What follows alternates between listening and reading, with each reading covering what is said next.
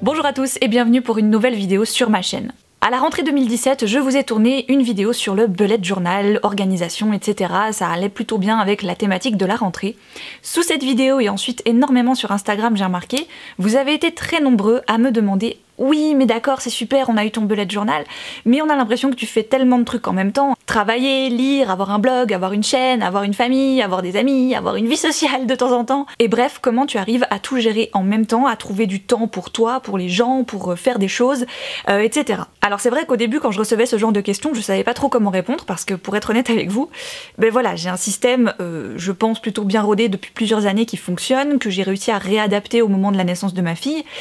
Et du coup, ça a un petit peu continué comme ça. Mais je peux comprendre qu'on se pose la question, en effet, je travaille, j'ai une famille, j'ai des amis, je lis, j'ai un blog et une chaîne, et je vous rassure, pas de tour de passe-passe, mes semaines font bien 7 jours de 24 heures chacun. Dans cette vidéo, aujourd'hui, pas de livre, donc si le sujet ne vous intéresse pas parce que vous avez dit « Ouais, mais attends, on est sur une chaîne littéraire, elle nous parle même pas de bouquins », je vous invite à ne pas regarder cette vidéo et à passer à la suivante. Si au contraire le sujet vous intéresse et que vous dites peut-être qu'elle a des astuces à me transmettre pour que je gagne 5 minutes par-ci par-là, et bah c'est parti. Petit disclaimer avant de vous lancer dans la vidéo, tout ce que je vous raconte ici fait partie de mon quotidien, de ma vie, de ma façon de faire. Que ce soit au niveau du travail, de mon temps libre, de mon organisation, etc.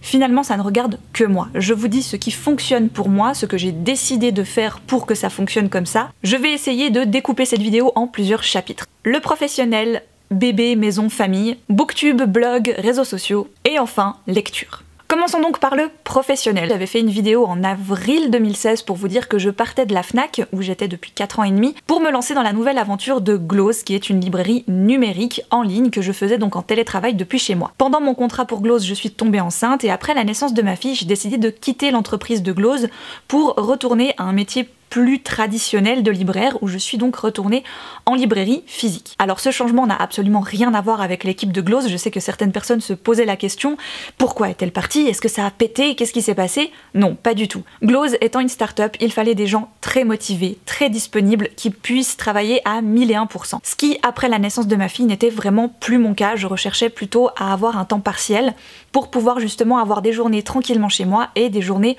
en dehors de la maison.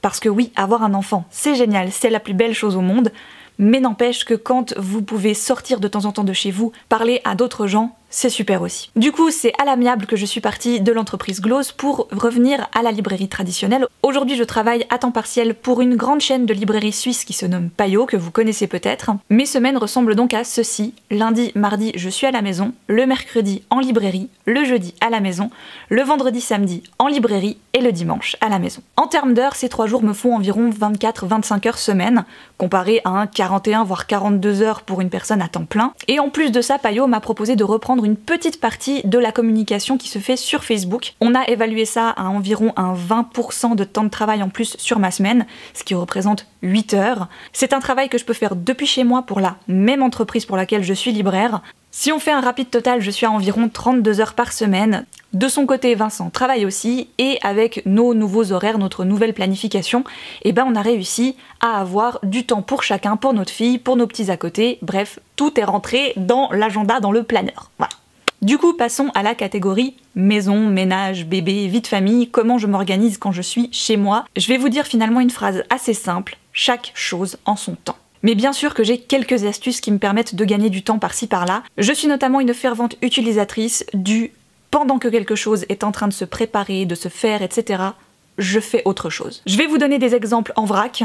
Typiquement, le matin, quand le biberon d'Alice est en train de chauffer, j'en profite pour sortir le beurre du frigo. Comme ça, le temps que je donne le biberon à Alice, que je la recouche, le beurre aura eu le temps de ramollir un petit peu, ce qui m'évitera de perdre du temps sur ma tartine parce que le beurre était encore trop dur, parce qu'il était trop froid. Ça peut paraître débile, mais n'empêche que le matin à 7h30, tu es bien contente d'y avoir pensé. Toujours pendant que le biberon est en train de chauffer, je prépare mon thé, je vais m'habiller, je commence ma préparation de moi-même. Quand je reviens et que le biberon est prêt, mon thé a infusé, et pendant que je donne le biberon, le thé aura le temps de refroidir un peu, ce qui va faire que je ne vais pas me brûler la langue ou le palais pendant que je serai en train de prendre mon petit déjeuner. J'ai le même système pour le biberon du soir, pendant que le biberon est en train de chauffer, j'en profite pour aller changer Alice, la mettre déjà en pyjama. Finalement, mes semaines et mes journées ressemblent à un très gros puzzle où les pièces ne font que s'embriquer les unes dans les autres petit à petit. C'est simple, pendant que Vincent est en train de faire une tâche ménagère, moi j'en effectue une autre par exemple. Quand lui a fait un truc le matin alors que moi je travaillais, moi j'en fais une autre le soir quand lui est parti travailler. Pour ce qui est du ménage, j'ai eu 2-3 personnes qui se sont posé la question quand ils ont vu mon tracker ménage dans le bullet journal, à se demander mais le tracker ménage c'est que pour toi et il n'y a que toi qui fais tout ça parce que c'est vrai qu'il est assez conséquent. Alors non, je vous rassure, le tracker ménage il est pour toute la famille, même les chats participent. Pour vous la faire courte, l'organiser de la maison, c'est moi. Je me charge de faire les to-do list pour tout le monde parce que c'est beaucoup plus simple comme ça. Alors peut-être que ça peut vous faire penser à une organisation de colocataires, mais n'empêche, ça fonctionne. Et moi du moment qu'un truc fonctionne, je suis pour. Et alors une dernière petite astuce pour le ménage, c'est de faire la même tâche assez régulièrement. Ça va vous éviter d'y passer 1 heure parce que vous l'avez pas fait depuis 3 semaines.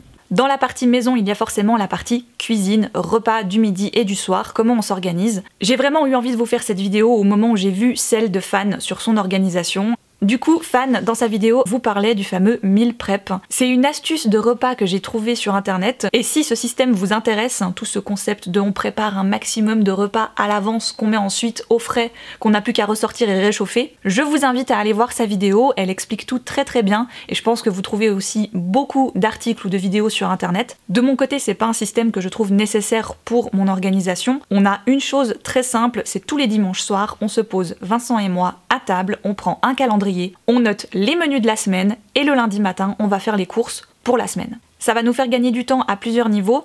Au moment des repas le midi, on sait exactement ce qu'on doit sortir, ce dont on a besoin, et au moment des courses. On sait exactement qu'on doit aller vers ces rayons pour trouver ça parce qu'on l'a noté sur la liste parce qu'il y a un menu dans la semaine où il y a besoin de ça. Et c'est pas la balade entre les rayons à se dire est-ce que je prends ça? Ouais, mais je le fais avec quoi? Non, je vais plutôt prendre ça. Ça n'existe plus. Et autre avantage, ça nous a fait faire des économies. Le 3e chapitre qui me prend beaucoup de temps dans mes semaines, c'est bien sûr le blog, la chaîne ou encore les réseaux sociaux. Là encore une fois, chaque chose en son temps. À vous de voir ce que vous êtes capable de fournir, le temps que vous avez envie de mettre dans ce genre de choses, avoir un blog et une chaîne, plus des réseaux sociaux à animer, etc. Mine de rien, je vous cache pas que oui, ça prend du temps. Personnellement, j'adore le faire, donc quand on aime, on ne compte pas, c'est un petit peu ce qu'on dit. Et pourtant, j'essaye quand même de me restreindre un petit peu. À travers ma chaîne, vous l'avez très certainement remarqué, je suis pas une très grande passionnée de montage. Voilà, c'est la partie que j'aime le moins dans la vidéo. Moi, ce que j'adore, c'est ça. C'est être dans mon fauteuil, tranquille, à vous parler, face caméra, je suis bien. Je pourrais faire ça pendant des heures. Le moment où je sors la carte SD, que je la plante dans l'ordinateur et que je me dis « bon ». C'est parti, ça me saoule. Du coup, j'ai arrêté de me dire « ouais, mais il faudrait trop que je fasse des montages un petit peu plus élaborés et tout et tout ». Non, j'aime pas, donc je fais pas. Au niveau d'une vidéo, je ne les écris pas. Même là, aujourd'hui, je me suis simplement fait un petit post-it avec les chapitres que je voulais aborder, mais sinon, je ne prépare rien. Déjà là, ça me fait un gain de temps. Certaines personnes ont besoin de préparer leurs vidéos, donc ne vous dites pas « ah mais du coup, pour gagner du temps, elle écrit pas ses vidéos, mais moi j'ai besoin d'écrire mes vidéos ». Si vous avez besoin d'écrire vos vidéos, écrivez-les. C'est comme ça que vous fonctionnez le mieux. Il faut toujours se dire comment je fonctionne le mieux et le plus efficacement. Moi, je sais que j'aime me poser avec 0 trame dans la tête et me dire « vas-y, let's go, on verra ce que ça donne ». Pour une vidéo, en règle générale, je découpe ça en plusieurs parties. Un jour, je filme, l'autre jour, je monte et le 3e jour, je mets en ligne.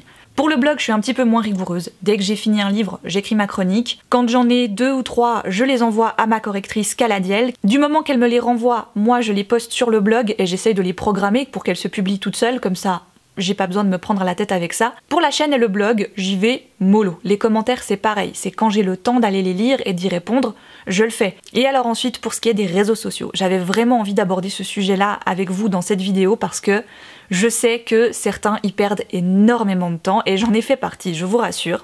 Avant, sur mon téléphone, j'avais tout. J'avais Twitter, j'avais Instagram, j'avais Facebook, j'avais Page, j'avais YouTube Creator Studio, j'avais YouTube, j'avais Snapchat.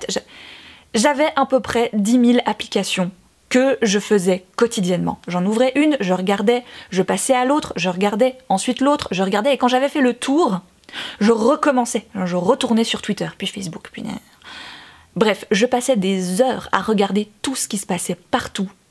Et pendant ce temps-là, rien ne se passe dans ta vie. Du coup, il y a un moment de ça déjà, j'ai tout viré. Sur mon téléphone aujourd'hui, il me reste comme réseau Instagram. C'est le seul que j'ai gardé sur le Natel parce que c'est le seul avec lequel je vais prendre ma photo et je vais vouloir la publier de suite. Il y a le côté story en plus maintenant, donc du coup, j'ai viré Snapchat. Et pour ce qui est des commentaires YouTube, commentaires blog, Twitter, Facebook, la page Facebook, c'est uniquement sur l'ordinateur. C'est donc uniquement les moments où l'ordinateur est allumé et où j'ai besoin d'y faire quelque chose. Que ce soit des paiements, que ce soit m'occuper du blog, mettre en ligne une vidéo, je prends toujours un moment pour aller sur mes réseaux sociaux. Mais pas plus que ce moment. Et aux alentours de 20-21 heures, j'éteins tout. Je me pose et je n'existe plus pour personne. Moi j'adore discuter avec vous, c'est génial, c'est pas du tout le propos. Et je dis pas non, vous m'embêtez, du coup j'éteins tout parce que je veux plus vous répondre. Au contraire, j'adore faire ça. Mais pour moi, c'est important quand on a justement un petit peu un travail, une famille, et en plus des gens avec qui on aime beaucoup discuter sur internet, etc., il faut quand même savoir dire stop, maintenant c'est fini, j'arrête. C'est un peu genre, je rentre chez moi. Je rentre chez moi et j'arrête de parler à des gens. C'est normal, on en a tous besoin. Mais en plus, ça m'a fait gagner beaucoup plus de sérénité. Je m'endors l'esprit léger, parce que du coup j'ai pas du tout regardé ce qui se passait ailleurs, qu'il y ait eu une polémique ou pas, que quelqu'un ait dit ça ou pas. Moi, à 21 h, j'arrête. Si je peux éventuellement vous conseiller de faire pareil, ou alors de désactiver vos notifications à partir d'une certaine heure, ou de les désactiver tout court, honnêtement, vous allez voir, ça va vous faire gagner énormément de temps, mine de rien, que vous pensiez pas dépenser, parce que vous le faisiez peut-être instinctivement, hein, de prendre le téléphone, de regarder ce qui se passe et tout. C'est vrai qu'on l'a tous fait, ou en tout cas beaucoup d'entre nous. Mais personnellement, depuis que j'ai fait ça, depuis que j'ai un peu tout enlevé et que je me suis mis un peu des conditions d'utilisation pour chaque chose, j'ai un temps de dingue pour la lecture, le dernier chapitre de cette vidéo organisation. Parce que vous êtes peut-être en train de vous demander avec les 3 chapitres qu'elle vient d'aborder, quand est-ce qu'elle lit? Alors pour moi, la lecture, ça fait partie de mon quotidien. J'arrive à l'insérer un petit peu n'importe où et n'importe quand. Bien sûr qu'avec un enfant en bas âge, c'est un petit peu plus difficile. Je lis très certainement un peu moins qu'avant. Mais finalement, je pense même pas tant que ça parce que avant, je travaillais plus et donc le temps que je passais au travail ne me permettait pas de lire. Tandis que maintenant, je travaille un peu moins, mais j'ai un bébé, donc voilà, tout ça se vaut. Hein. Le temps de lire, je pense que c'est à chacun de le trouver. On n'a pas tous la même organisation, les mêmes journées, donc du coup, on n'a pas tous la même possibilité de lire comme on veut. Des fois, j'aimerais lire beaucoup plus que ce que je peux vraiment faire. Du coup, je me dis, bah c'est pas grave, ce sera pour demain, parce qu'aujourd'hui, j'ai fait ça, bah ça veut dire que demain, j'aurai plus besoin de le faire. Finalement, la lecture est plus ou moins restée à la même tranche horaire que d'habitude, c'est-à-dire très tôt le matin, ou le soir, en soirée, avant d'aller me coucher. C'était déjà mes grands moments lecture avant la naissance de ma fille. Bah du coup, sans surprise, ils sont restés les mêmes après la naissance de ma fille. Là encore une fois, je pense que chaque foyer est différent, chaque enfant est différent, chaque parent est différent. Je vous le répète, mais j'ai pas la science infuse, mon foyer ne ressemble peut-être, très certainement pas au vôtre, mes journées, mon travail, ma vie, etc. Bref, on n'est pas pareil, c'est normal. Si quelques-unes de mes astuces peuvent éventuellement vous aider et peuvent peut-être vous faire gagner 5 minutes par-ci par-là, n'oubliez pas que 5 minutes de gagner de temps en temps, ben si on les met toutes ensemble, ça peut facilement faire 1 heure. Et 1 heure dans votre semaine ou dans votre journée où vous dites « Yes, je peux faire ce que je veux, je peux lire, je peux jouer, je peux regarder un film », c'est quand même vachement cool. Sur ce, je vous souhaite de merveilleuses lectures et je vous dis à une toute prochaine.